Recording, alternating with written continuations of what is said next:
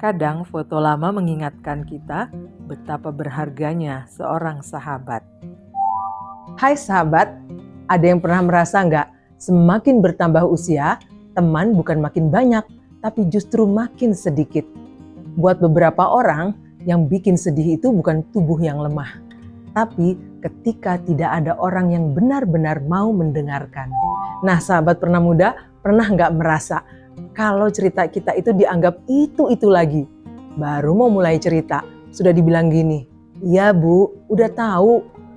Bagi yang punya cucu nih, kadang-kadang dibilang gini nih, "Iya kek, iya nek, kan sudah diceritain kemarin."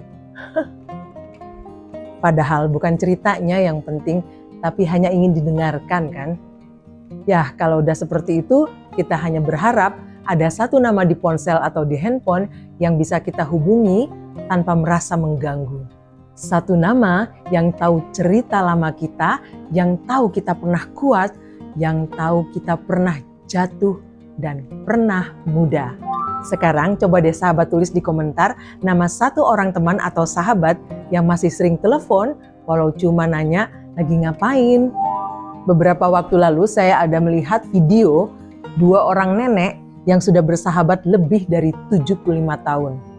Mereka bertemu saat kecil, tumbuh bersama dan sekarang menua bersama. Di sebuah gedung di sepanjang koridor, mereka berdua berjalan bergandengan tangan tak lepas. Bukan karena takut jatuh aja, tapi karena sudah terbiasa saling menjaga. 75 tahun bukan waktu yang sebentar ya sahabat. Sudah melewati masa kecil, masa muda, kehilangan, dan banyak cerita. Pastinya mereka juga pernah beda pendapat ya. Pernah kecewa, dan mungkin pernah berpisah lama. Tapi mereka memilih untuk kembali bersama. Saya jadi ingat pengalaman waktu nemenin ibu saya ketemu teman masa kecilnya. Teman sekolah yang sudah berpisah puluhan tahun. Zaman ibu saya kecil belum ada pesan instan, WA gitu, boro-boro lah ya. Telepon rumah aja belum tentu semua rumah punya. Jadi kadang-kadang kalau pindah luar kota, ya hilang kabar gitu aja. Tapi justru karena sulit, kalau bisa ketemu lagi itu rasanya luar biasa. Dan ketika ibu saya berhasil ketemu dengan teman masa kecilnya, wah itu bukan hanya tertawa, tapi juga menangis. Ini bukan menangis sedih, tapi terharu. Gak nyangka gitu, kok bisa ya bertemu lagi? Dan obrolan mereka berdua itu ngalir deras, gak berhenti-berhenti.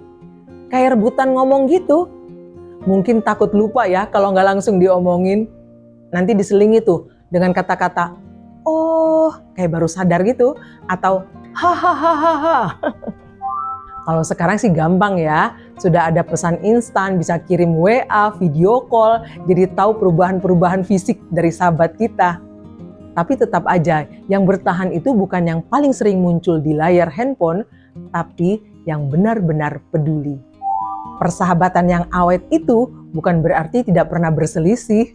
Justru karena sudah lama berteman nih, jadi nggak ada jaim-jaim lagi, nggak pakai jaga image. Kalau salah ya diingatkan. Kalau beda pendapat, biasa aja. Kadang ada ngambeknya sebentar, tapi besok-besoknya udah teleponan lagi. Karena apa? Karena saling butuh. Kata salah satu sahabat senior saya, lucunya nih, kalau lagi bicara, yang dibahas itu lagi. Topiknya berubah. Semakin tua, bukan lagi rencana-rencana besar seperti masa muda dulu, tapi seputar kesehatan yang paling sering. Lutut yang lagi ngambek, pinggang yang lagi protes, atau nanya gini nih, obat mana ya yang cocok? Atau gini, dokter mana ya yang bagus? Kadang tiba-tiba telepon hanya untuk nanya, gimana hari ini sudah enakan badannya? Atau apa hari ini sehat? Kalau ada yang sakit, dijenguk.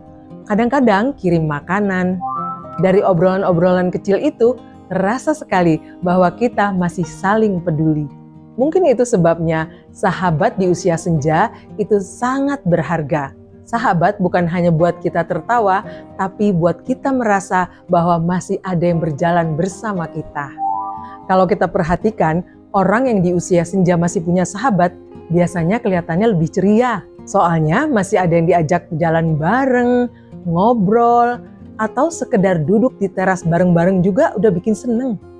Ya karena semakin berumur akan semakin banyak yang berubah kan. Teman kerja sudah nggak bertemu lagi, anak-anak sudah sibuk dengan keluarganya, apalagi sudah banyak mengalami kehilangan lingkungan lama, bahkan kehilangan pasangan hidup. Jadi punya sahabat itu rasanya punya teman seperjalanan yang bikin kita hidup lebih hangat. Di usia senja, sahabat itu punya banyak arti. Sahabat membuat seseorang merasa tidak sendirian. Walaupun kadang-kadang sahabat itu datang bukan membawa solusi, tapi hanya duduk dan mendengarkan cerita kita.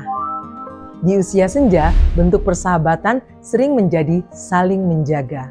Seperti menanyakan kabar, memastikan baik-baik saja, atau menjenguk saat sakit. Sahabat juga seperti buku diari kita, tempat curhat, tempat berbagi cerita. Kalau ada teman bicarakan, beban terasa lebih ringan ya. Gak seberat kalau kita pendam sendiri. Sahabat juga bisa menjaga semangat hidup. Karena orang yang punya sahabat biasanya lebih sering tuh jalan-jalan keluar rumah, lebih banyak tertawa, dan lebih aktif.